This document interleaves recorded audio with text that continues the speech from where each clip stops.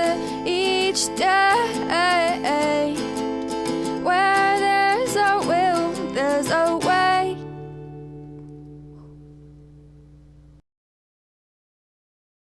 Hello again. You're never ever supposed to eat on camera, but I'm hungry. And you probably don't want me doing this while I'm hangry.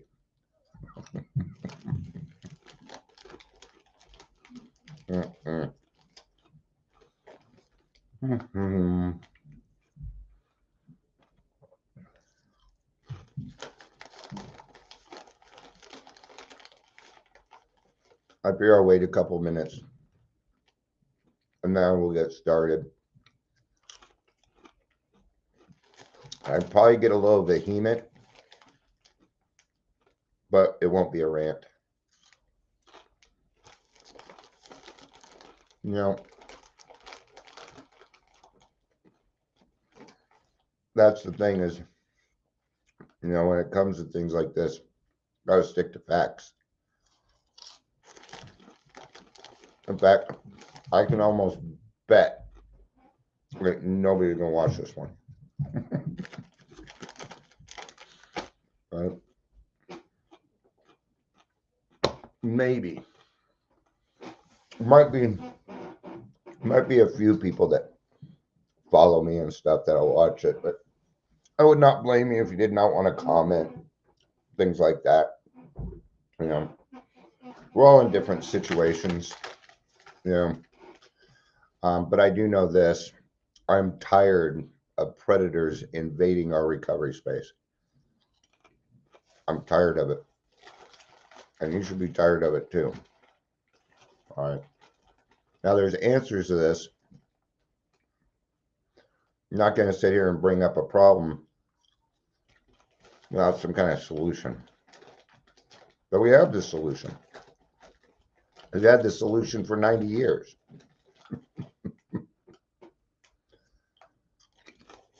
And no, it's not just AA. There's a lot of moving parts to all of this, man. You know. But the problem is that recovery has become big business. Welcome to the Daily Trudge. I often bring hope and other things. But today is just going to be the truth. If you're here, please say hello. If you're watching the live or the rewatch, not required. Not required. Like I said, I don't think anybody is. Some people might react to it or whatever.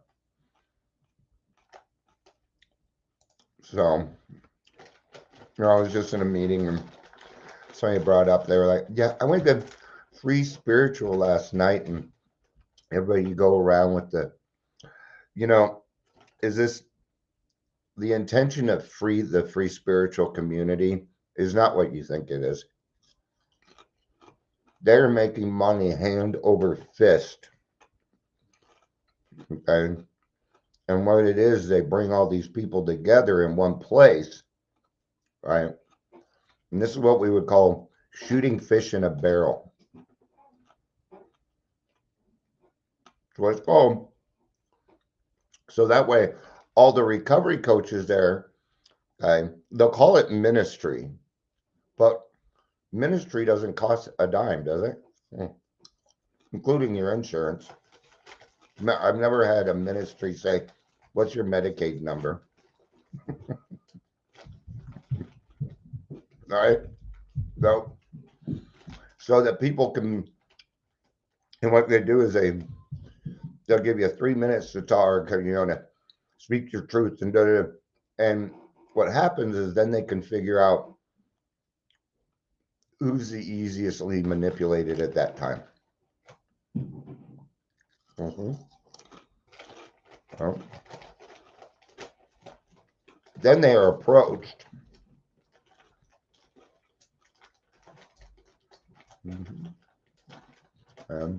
So free spiritual community has nothing to do with AA. Mm-mm. In fact, they're abusing AA in order to get more clients. I call Free Spiritual Community Body Broker Central because it's centrally located for everybody. And where is it? In white suburbia. Ah, where your insurance is not Medicaid, it's self-paid insurance. Because you make more off that. But I got all their insurance taken away. So they can't really do it that way anymore. Now, I can tell you after this year, they're going to be cut off from Medicaid too. So then what are they going to do? All right. There's a sober living owner, Gino. He owns Hazelbrook. All right. He made $21 million in income, in his own income, in 2 years. Right. But let's get to the truth of the matter here. It's all started 10, 12 years ago. This is not something that just appeared. It didn't just happen. This was a calculated, very calculated move by a set of people who are no longer in the industry. They have been removed. Okay. And I'm not going to bring up where they work because that company turned their shit around and I'm proud of them. But what their intention was this, to take down Arapahoe House. It was their one and only intention. And the reason they wanted to bring down Arapahoe House is because Arapahoe House did it the right way. The person that owned Arapahoe House, her name was Jo Wright. She drove a piece of shit car and she lived in a very quaint house. And I know because she was my mother's sponsor. And I met Jo Wright several times. Fantastic lady, great lady. Right. But after she passed, that's when they came after Arapahoe House. Yeah. Because see, Arapahoe House was helping people. What they were not, they were doing things off a success rate. And that's not what they didn't want that. They didn't want that. All right. You know that recovery walk that happens every September, right? Yeah. That was started by Jo Wright at Arapahoe House. And it was stolen by Tammy Wortherly, who runs AFRC. Okay. She likes to stay under the wire. But I've noticed that they have totally disappeared from anything Adams County because they know they're going to get caught with things. All right. But the intention was to bring down Arapahoe House. And Arapahoe House was the 5th best treatment center in the country. Huh. Yeah, I told you nobody was going to show up to this, so I'll make it kind of short for those that are watching it. Oh, no. Well, let's just tell you how I feel. I don't think anybody fucking cares, man. People don't want to put up their hand. They don't want to say anything. They don't want to go against the grain. And there's a fear. So my question would be, where's God? Where's God in all this?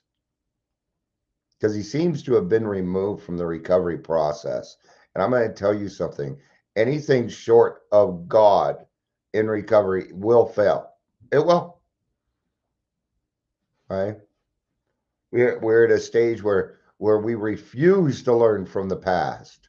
Oh, they were wrong. It was just a bunch of white men trying to, it hasn't been that way millions of years. We got to stop using excuses for bullshit. Okay. I see people standing up, and it's easy to stand up to something that is wrong when you put it on the internet and the country is mad. Hi, Amber. It's good to see you. I'm glad somebody showed up. I didn't think anybody was going to show up to this one. I was like, if anybody shows up to this, it'll be Amber. But, and I'm not here to rant. I'm not going to yell and well, I might. I don't know. Doubt it. Okay. But So what did they do? What did they do? You and you ain't gonna believe me, but it's true. So these people took over parts of Arapahoe House, the detox, and they made it unsafe, and people died in detox. Several.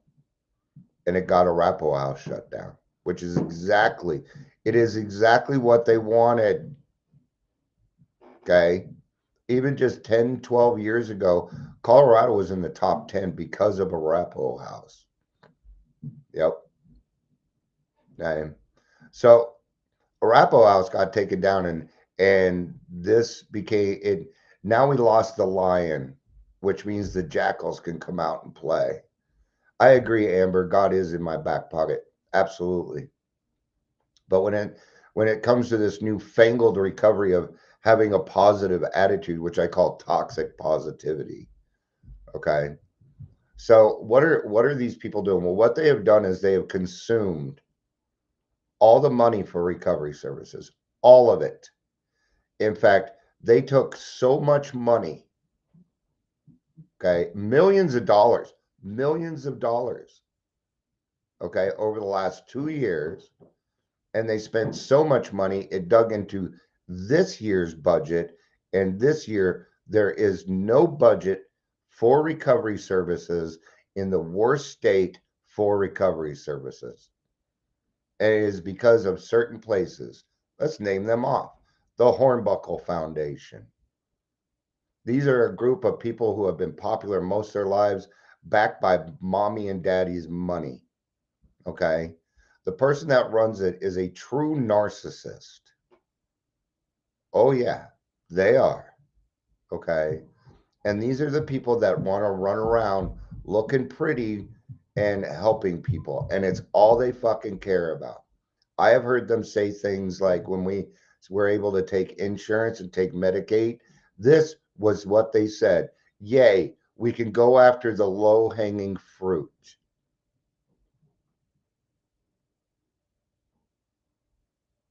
Okay. Now they got caught in a Medicaid fraud scam, but yet the Office of Behavioral Health and the Attorney General continues to support them. Well, the Office of the Attorney General is supposed to take people out of business that commit Medicaid fraud, and they got caught. But gee, nobody wants to talk about it because then the Hornbuckles will be mad at you, and then you're not going to be allowed to be popular anymore. Well, that's not recovery, my friends. It's not recovery. And you know what they did with that money? They went on vacations to Hawaii. You know what they did with our abatement money? Couple $1 million. Couple $1 million. The abatement money was the money that was coming from the Sackler. You know, you remember how everybody was so pissed that people were dying of opiates. And yes, to this day, we still have an opiate crisis. We still have a fentanyl crisis. And Colorado is the hub. It is the hub of fentanyl. It is the hub of communications. It is the hub of our armed forces. Colorado is smack middle in the country, and it gets distributed from here. Okay, but I'm a little off. So the abatement money, and it is written in the proposal. Okay. Now, who made this happen? Well, it'd be Raquel Garcia from Hard Beauty. She's the one that made that happen. Okay. And she used to say things to me like, I'm going to build my empire on the backs of others. She said that. I heard it. It came out of her fucking mouth. Okay. And when I confronted these people 4 years ago, they used everything that they had to shut me down, to blackball me. I'm still fucking here. You can't remove me that easy. Your money is not something that scares me. Okay. And I have been physically threatened several times since I have started doing this. What does that tell you? Okay. Do you know what I'm called in the recovery industry amongst these people? The snitch. It is what I am called. Okay.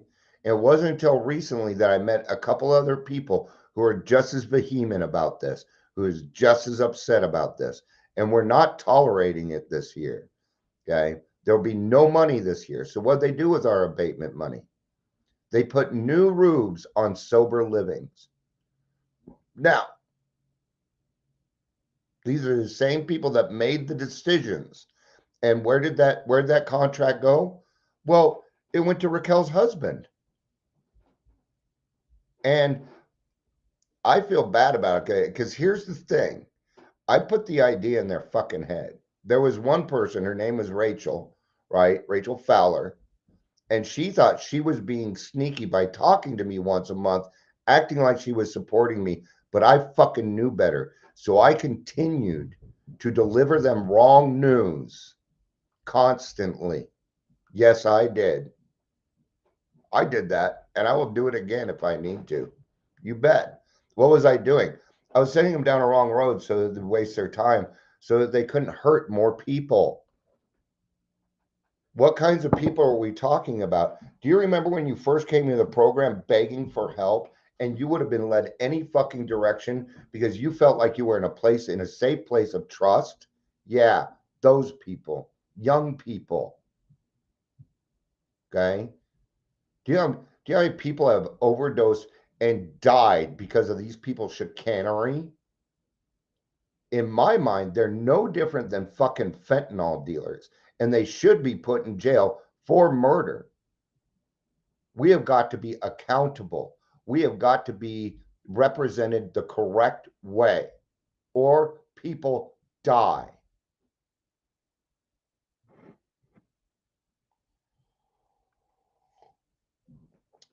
Now the question is this,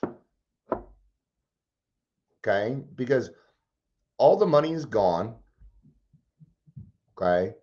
Now remember, this was done intentionally, not by the people I'm currently talking about. They're just getting the fruits of what people did before them.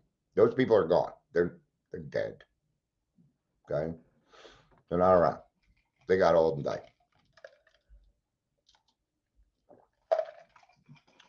There's every day I go to a meeting and I will hear about these fucking people. Okay? Well, you know what? I don't hear them people coming in and talking about Aurora Mental Health, about Adams County, about so why are because it is an infection. Okay. What does an alcoholic really want when they come into an AA meeting? Someone who understands. That's it. It's what they're looking for. They're looking to belong. Didn't you want to belong? I wanted to belong. In fact, when I confronted them and they exiled me, man, it fucking hurt because suddenly no one would talk to me. No one. Everything I had got canceled. I mean, they came after me with a fervor, and it told me that I was right. That's what that told me. And I've been fighting for 4 years.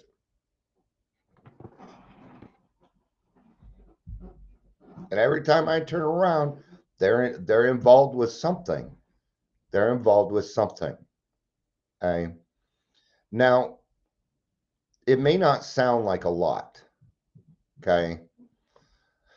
But a lot of the places that I've mentioned, along with Connect, Route to Recovery, pretty much every single sober living, which made it hard to find a decent sober living, right? But thank God we've got that now. We're going to have it covered. All right. Now, it doesn't sound like a lot, but in a 1.5 year period, they were charged with an $85,000 chargeback. A chargeback means you fucked up, we paid you in advance, and now you got to pay it back. If you've been in sales and you get a residual income, you will understand this. Okay. Now you're like, 85,000. I mean, that's like, but that's not what matters. What matters and what they should have gotten in trouble for was the amount of times that it was done. Okay. So $85,000 divided by, okay, what happens so Medicaid pays like $18 an hour.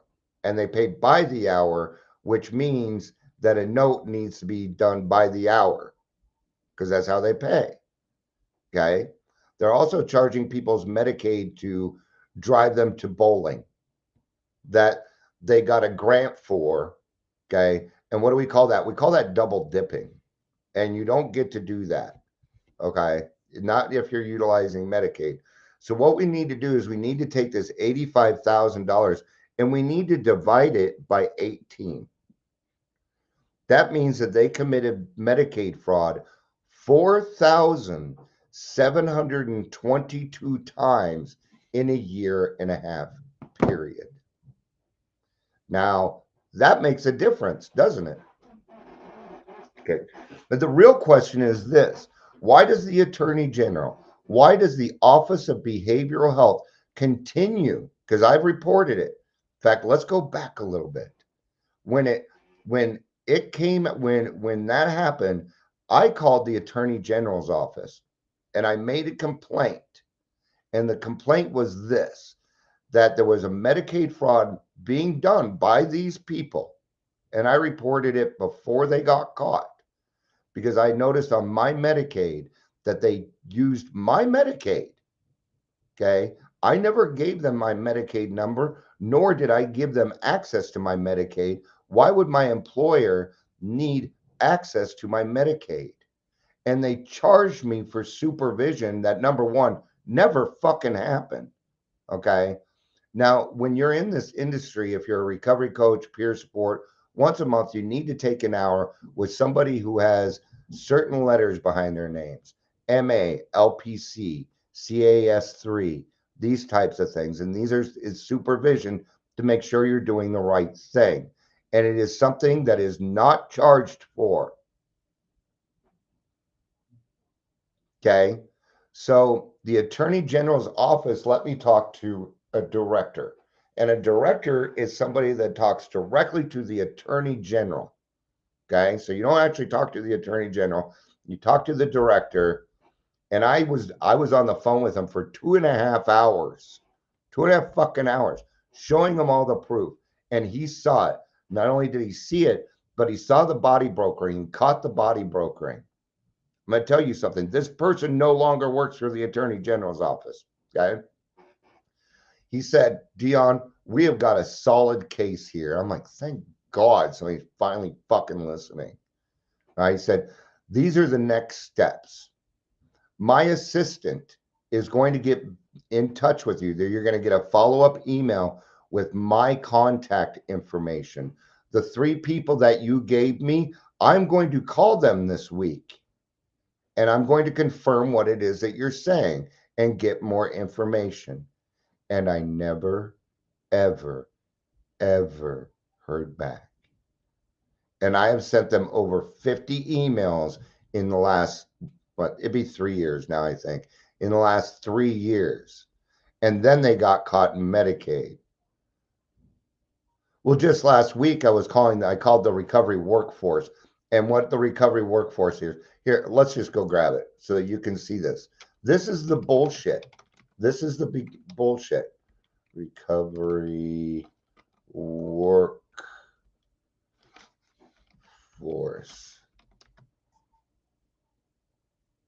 It's under the U.S. Department of Labor, right? Recovery friendly workspaces. All right. So I'm going to share my screen here. And thanks, Amber. I appreciate you listening. I really do.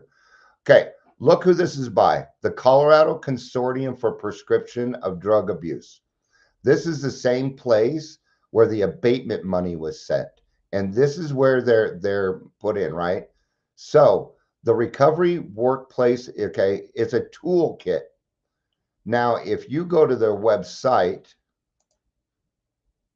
there it is. Okay. Here's their initiative, right? So they're like, join us, become. Now, I'm going to go here, participating companies. Now, the only thing that you need to do to become, I'm sorry, I'm looking at the picture and these people are the same people, right? We go here, right? Medicaid fraud. Let's see. Now, all you need to do is sign up. That's all you need to do is sign up. And then you are on this list. They told me that you need to take a 2-month class in order for you to be, but all I need to do is say, oh, okay, ciao. Okay. They Medicaid fraud. Okay. So what is this really? Well, it's just a setup, Colorado Behavioral Health. You know, and I'm waiting for the list to catch up here. Here we are. I'm going to tell you exactly who is Medicaid fraud. Come on, give me more to prove me right. These people are supporting Medicaid fraud. Okay? I'm glad to see Denver Public School. This right here, Face It Together, that is actually a government program run by people who committed Medicaid fraud. Hard Beauty, there it is. Harmony, Hazelbrook. Hazelbrook just got caught. $21 million in 2 years, right? This is Valley Hope, by the way. Yay, Wellbriety, that's awesome. Kismet, another one. NAMI, you can't be trusted. NOCO Peer Recovery. North Point, that's where my mom used to work. Pier 180. Recovery Cafe. See? Look, all these people. Okay. Young people in recovery. Let's talk about young people in recovery. Now, I'm going to show you another thing here. Okay. Now, the Recovery Friendly Workplace is a government. Okay. Now, the people making the decisions on this, like if I go here, Colorado Behavioral Health, let's go there first. Behavioral Health Administration. And what we're going to do is we're going to go to the Colorado Behavioral Health. We're going to look for recovery resources. I guess I should be sharing this. I want to find it first. Okay. Now,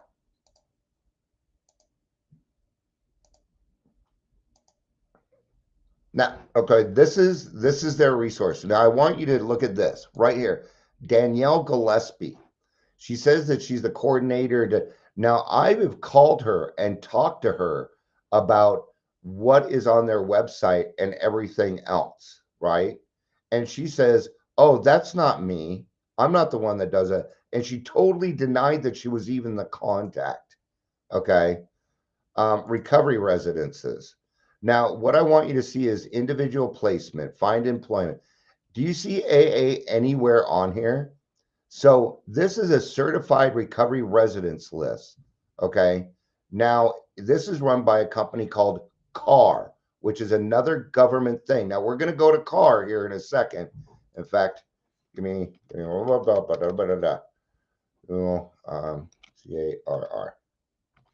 right. And recovery. There we go. Okay. So if we go here, right now, everybody that's listed here, Abundance, they are not even, they're not even Mile High. They are actually a good one, just so you know. So Monarch, New Hope, New Path, Aurora Sober Living, la la la la la la la la la la. I'm sure more of these are. Purple Mountain, Crew. Okay. Elevate is actually a very, very good one. They're a very, very good one. Embark. Okay. They also do the Route to Recovery. These are all people that have committed Medicaid fraud. Okay. And this is barely even the touch of it. Hazelbrook. Okay. Now, who makes the decision? So in order for you to get paid and be backed by Colorado, you have to sign up with CAR. And this is where the kickbacks are coming in. So now if I go to CAR and go to their website, okay, I go to About Staff. This guy right here, Medicaid fraud, okay? Medicaid fraud. This person came from Aurora Sober Living. Medicaid fraud. I don't know much about this guy. This guy is just a dumbass. I don't know anything about Christy or Sean. Okay. But that's not what it is. It is the board of directors. Callie Peterson. She owns Sober Livings. Monarch Sober Living, caught in Medicaid fraud. Tanya Wheeler, who runs the Advocates for Recovery of Colorado. She is the one that stole the recovery walk from Arapahoe House, the vice president. I don't know the treasurer. This guy right here. Whoa, whoa, whoa. See, owns transition. So, and, okay, and here's the other part right here. Sober Souls Motorcycle Club. Sober Souls Motorcycle Club. You know who else does the motorcycle club? Hornbuckles. Do you see how it's a feeding machine? Okay. And what has happened to recovery in Colorado is it has become a multi-level marketing scheme through insurance fraud and body brokering. And what they're going to do this year, since all the money's gone, is they're going to come after your fucking money. They're going to beg for your money. I guarantee it. Okay. And what I'm showing you here is the very tip of the iceberg, the very tip. But I am tired. I am tired of these fucking assholes coming into our meetings and doing shit. And if you think that the central office isn't aware of it, you're wrong. You're wrong. My next question for them is, why are we paying somebody $70,000 a year to work 4 days a week, and we don't even have an H&I program? Okay. Now, remember earlier I was talking about free community. Okay. We have a program in AA called Bridge the Gap. This is where it's going to get disgusting. Okay. Now, I get Bridge the Gap notices all the time. I'm not on it, but I do support, I got to be in it somewhere. Right. Now, I had gone to a couple committee meetings, and I told them point blank, because they're like, we're going to start meeting in person. I'm like, I got a place you can do it for free. Absolutely free. They're like, great, we'll let you know. Okay. Free as in no cost. Okay. Well, instead, they did it at Free Spiritual Community, who charged them for it so that the recovery coaches are part of the Bridge the Gap program, so that when you get the emails to pick somebody up, well, gosh, they're not even going to make it to AA now. They're going to be body brokered right out of fucking treatment. And that is how they are using AA. And the central office is allowing it to happen by putting their fucking head in the sand and saying it's an outside issue. Well, I'm going to make it an outside issue very, very uncomfortable for them. Okay? Central office is next. I will not put money in the basket in a Colorado AA. I won't do it. I will give all my service work, but I am not going to pay somebody to continue to sit on their fucking ass while they allow others to abuse AA. You are a trusted servant, and I don't trust them. All right. I know people got, I'm only going to wrap this up because a person listening needs to go host a meeting, and I'm going to go join it. And I think that might be a better use of my time now. I just kind of need to get that off my chest, because I was just in another meeting. Like, I met somebody at free, and well, no wonder. But this is all wrong. Okay.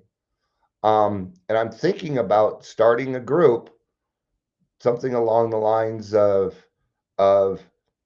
recovered alcoholics against predators in AA. Pretty straightforward. But my real question is this: for the Colorado Prescription Consortium for Prescription Drugs, and I am going to be asking the executive director, who's going to pay the piper for this mistake? Who's going to take accountability? Are you guys actually going to give them more money? And why? Why? It was your job to make sure. I'm the one that let him know that they spent the abatement money on fucking sober living roofs. He didn't even know, because it has become so convoluted. Okay. And recovery needs to stay out of the fucking hands of the government. Get out of our recovery. AA and recovery, alcoholics and addicts should not be big business. It should not. So, all right. Thank you, everybody, for being here. I'm going to go to an AA meeting. I'm on fire, but I'm not in a bad mood. That's cool. Probably because I ate. You weren't here yet, but I ate a bag of chips. And you should never eat while doing this. But thank you. At least one person showed up. So this was worth my time.